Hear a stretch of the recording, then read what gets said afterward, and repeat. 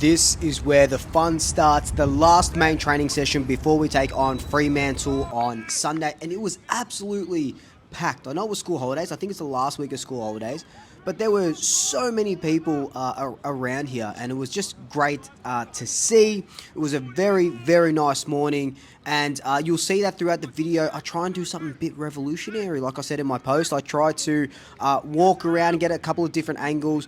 Wasn't too much I could do today because there were a lot of people around the boundary. But going forward, I'll try and get as many angles as I can because just staying in the one spot also just does my head in a little bit. So I'll be walking around from here on in.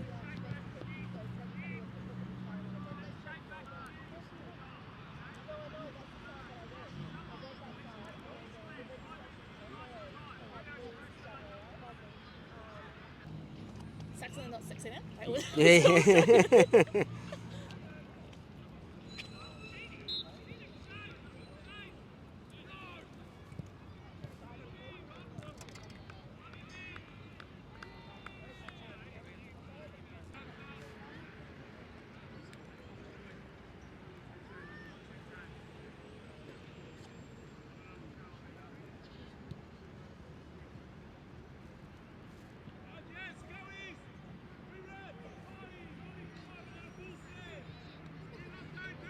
So you'll probably see that this is another very big video. I think I like that between 12 to 15 minutes to give you guys the most look at a 2-hour training session. And then, we'll leave. I've got some really good video a little bit later that I won't sort of talk over and ruin for you. You can hear the sounds of the ground.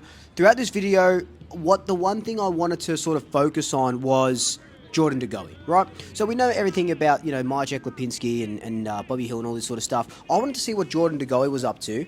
This dude is the fittest I've seen him in over a year. He looks like he could play on the weekend. That's how good he's looking and fit and just breaking packs. I'm spewing I missed it, but he broke 2 tackles and then gets the handball off and then gets the double up. He was just doing incredible Jordan De Goey things.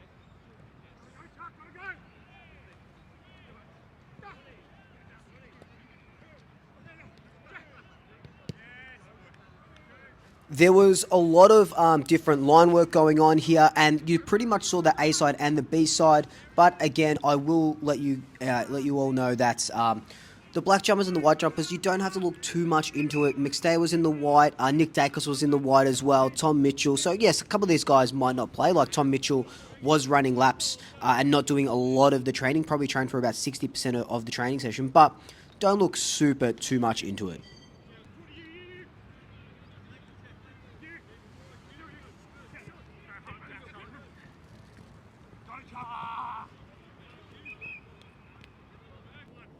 Beau McCreery was one that really, really impressed me today. Like we sort of saw on Tuesday, just absolutely just breaking packs and just using his speed.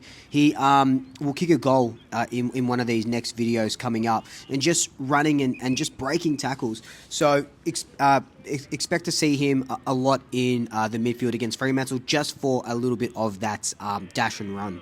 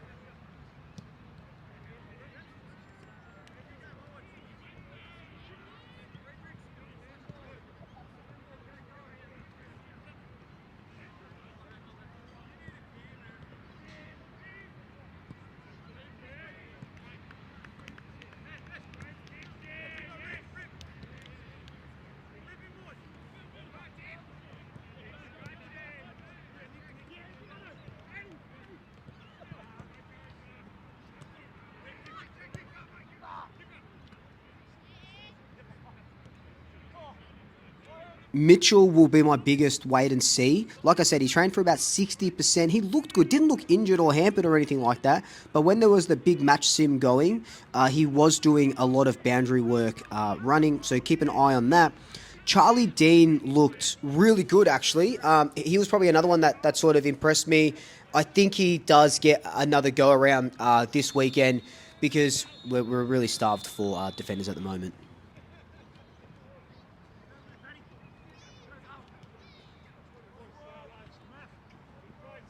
So I thought this was pretty funny. So the boys come in. This is right before match simulation.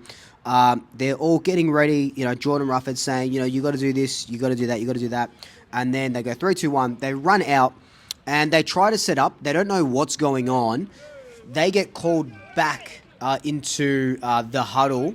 And Jordan Roughhead says, you know, this is probably my fault. This is how we set up. And then the volume goes up and everyone's back into it. I'll let you see that vision now.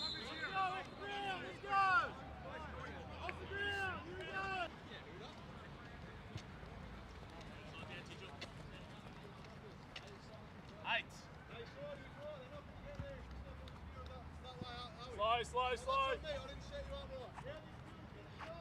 are going to have an attacking mid stoppage with Craig, black team. Attacking mid stoppage, boundary throwing. We're going to step over the line, get organised. High shots, let's get set up.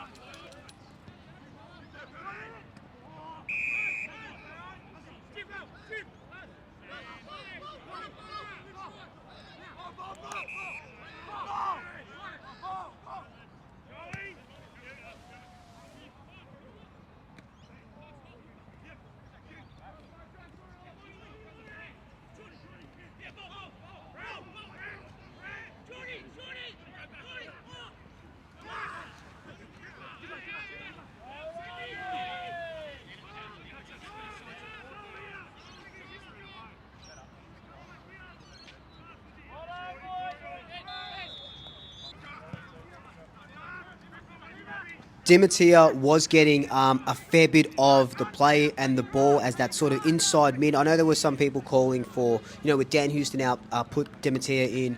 He doesn't play off that half-back role anymore. He is more of an inside mid. So, you know, that's more of like Ned Long, Tom Mitchell sort of replacement as opposed to a Dan Houston replacement. A lot of De Goey, the players in this drill, the players really ran through De Goey a lot. Went through De Goey a lot. They definitely didn't run through him like Brady Maynard the other day. They really went with him a lot, which was really nice to see.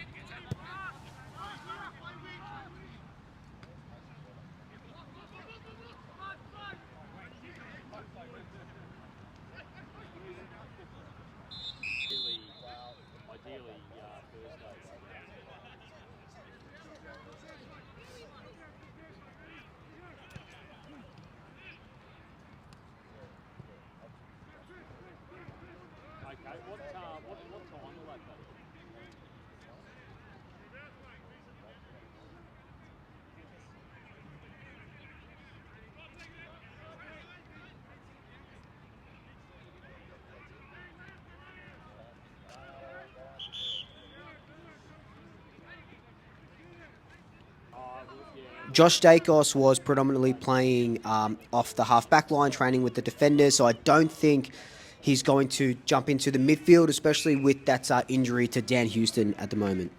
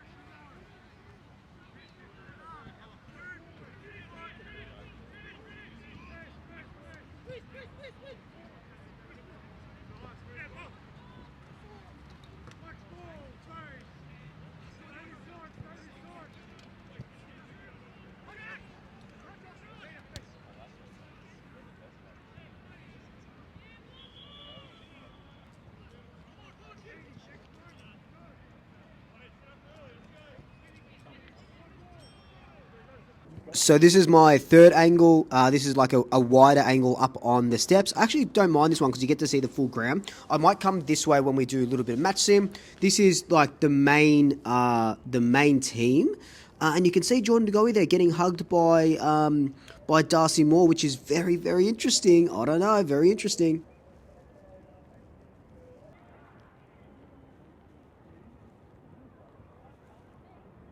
Now, I always admit when I'm wrong, right? I'm humble enough to admit when I'm wrong. Dan McStay started the full match simulation as a fullback. It looks like they might be planning to use him over there. I do have some worries about him. Watch how he loses Mason Cox here, and Cox just takes that mark. So I don't know. I know there's calls for my check or McStay, and I hate that McStay's in the back line. I understand it, I get it, and I'll be wrong if he has a great game there, but I do understand it. So that's definitely something else to see.